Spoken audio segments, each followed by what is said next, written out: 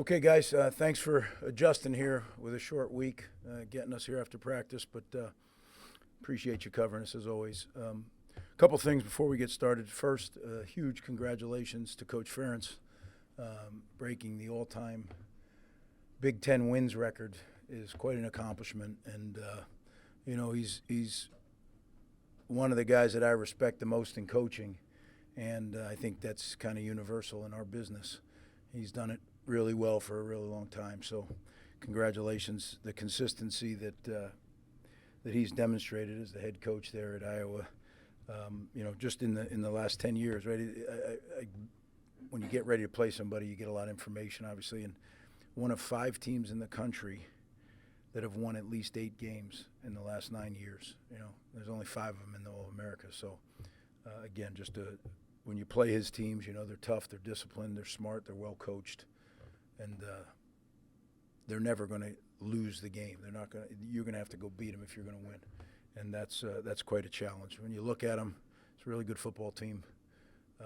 Quarterback Gronkowski is a proven winner, national champion 2 times over, and has just won, I think, more games than anybody else, or maybe there's one guy who's won more games than him as a starting quarterback. So, and certainly you can see the improvement each week, getting more and more comfortable with their system. You look at their offensive line; it's big, strong, athletic, as you're accustomed to Iowa's offensive line. Really well coached again. A depth at running back. They've had some injuries, but they just seem to roll out another one, and the guy's really, really good player. And then at wideout, they have more depth than maybe in the past. They spread it around more. It's going to be interesting how they attack us. But big challenge for our defense. Their defense, is, again, you talk about consistency. It's been a top defense over the last 10 years, under 20 points a game over the last 10 years.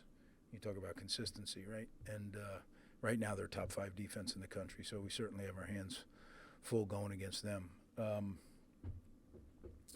Defensive line is going to be their defensive line is a big challenge. And certainly we have a few issues right now with the health of our offensive line. So certainly an area of concern for me and the staff. We're working on that. And then always in special teams, they're really good. They challenge you in every area of special teams. You need to be on point in every single area. They'll make you pay. So quite a challenge. Looking forward to it. Going to be a great atmosphere Friday night. Beautiful day predicted. Beautiful evening. Blackout. We need our fans for sure. It's going to be a huge part of our opportunity to win that football game is that our home field advantage. So definitely need our fans. With that, I'll open it for questions. How are CJ and Tyler doing after what happened the other day? Yeah, CJ is still being evaluated. Tyler, same thing, still being evaluated. Definitely a concern. We're down. You don't realize as they happen one at a time, but we're down quite a few guys that we're going to be in the 2 deep already, and it's only a quarter through the season. So we have to adjust, adapt a little bit, move some things around maybe. We'll see, depending on the health of the team, but yeah, definitely a concern. Greg, there's no question the offense has made great strides the last couple of years here. Are you curious to see what this unit will do against an elite Big Ten defense? Well, I'm right now I'm not in the curious mode because we're trying to get our leading receivers not playing, hasn't played, our tackle, a running back, so there's a lot of pieces right now that are in flux. I would tell you that it's and on a short week. So, go figure. But we got to figure it out, and we're going to have to do some things as a staff to figure that out. And you're right, when you have the challenge of playing a top-flight defense and figure that out, that's something that we're going to have to really work hard to make sure we're giving ourselves the best chance. Do you have an update on Ian, now that you mentioned him? Again, he's trying. It's just, the position he plays, that injury can be a little bit limiting. If CJ can't go, does that change your plans at all with Sam Brown, given his situation? All pieces are in play. Yeah, I can't tell you how we're going to do it yet because I don't know. It's all contingent upon, so you have to practice with some contingency plans in case, and then, as we get a little further into the week, we got to make some decisions, because then you got to really dedicate those reps solely to the people that are going to play. You talked about the crowd on Saturday, the blackout. What type of atmosphere are you expecting from both fans and students? Well, we had if you look back last year, the blackout, week 4 against Washington, it was an amazing atmosphere. We need to have that. We're a little bit shorthanded, as I've mentioned. We need that energy. We need the fan support. We need all that to give ourselves the best chance to win.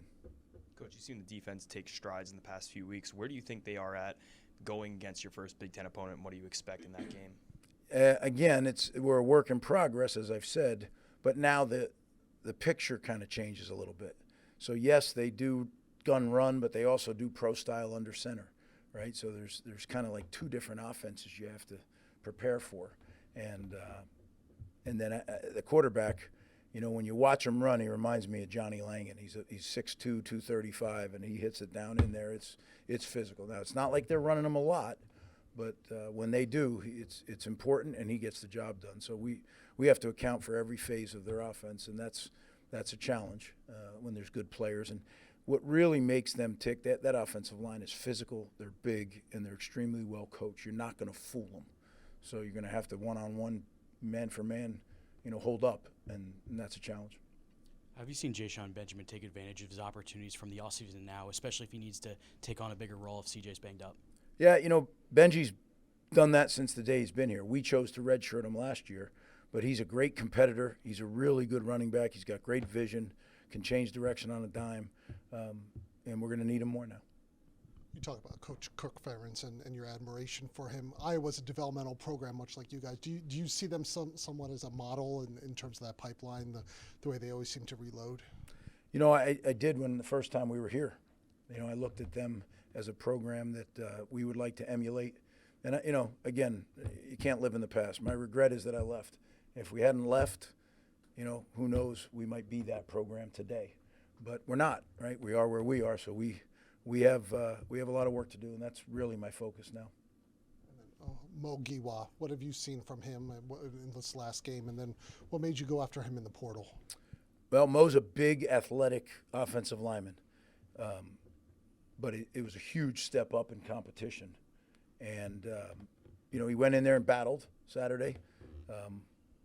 We just got to make sure that, this is a whole different animal now we're playing. This defensive front's probably the best in the Big Ten. I mean, they are physical. They play with great pad level. They're nasty. They get after the quarterback. They play the run well. They redirect blocks. They do all the things that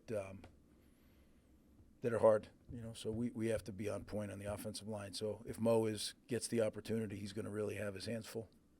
You kind of touched on this already with some of the injuries in the other position groups, but how do you and the staff prepare the guys that may need to be that next guy up on a day-to-day basis for if they do get that opportunity? That's all we do. As was said here, we're a developmental program, so we're developing all the time. That's what we were doing just now. The guys that are going to be in the travel squad, they took it in, and now we were just out there for a half hour developing our players, and that's what we do every day. There's never a day that we don't take advantage of an opportunity to develop the younger players. It may be for this year, it may be for next year, it may be 3 years from now. But, when you look at guys, one of my favorite stories right now is Hank Hughes. Hank has worked his tail off. And if you would have saw Hank as a freshman, you'd say, that guy will never play here. And all of a sudden, he's gotten into games. He recovers a fumble the other day. You saw the excitement of the guys on the sideline when he recovered that fumble. That's because everybody on our team knows how hard Hank Hughes has worked to put himself in a position to play on the defense. And that to me is what our program's about, is if you just keep seeing guys for what they can become, not where they are right now, but what they can become, and helping them achieve that. Some of that is pushing them. Some of that is encouraging them. But that's, that to me is all part of the development. Brian, Steve, Chris to finish here. Greg, as you look to take steps forward as a program, how important is it to win games like this against programs like Iowa of that caliber? Yeah, it's important to win all the games, right? And certainly Iowa's one of the better teams on our schedule. So it's a great challenge, and I've made no secret about it. I admire the way they do things and the way they run the program and the way they play on the game field. So, yeah, it'd be a very big step. How does this offense change if Ian can't play? Well, you saw kind of how it changed on Saturday, right? So Ben Black gets inserted. Unfortunately, Vernon Allen went down as well. So now even our young depth is compromised, right? Vern's down. We just got to keep playing. And if he can't play, then we're going to have to really watch the reps, watch what routes they're running, and be ready for some young guys to step up. It's cliche, but the next man up attitude has to be. Yeah. Final question. What have you seen from Abram Wright since he's been back, and I guess how important is it to get him caught up given the depth there? Yeah, I thought he played well for being out as much as he was out. Right now he's got a game under his belt. We need him to play really well. I look at those three as all starting linebackers, all three of those guys. So we're gonna play them all, and different roles, different packages, but they all need to play, and they all need to spell each other for us to be the best defense we can be. Well, I'm gonna say it one more time. We need you guys at the Blackout, fans. So come on out. Thank you.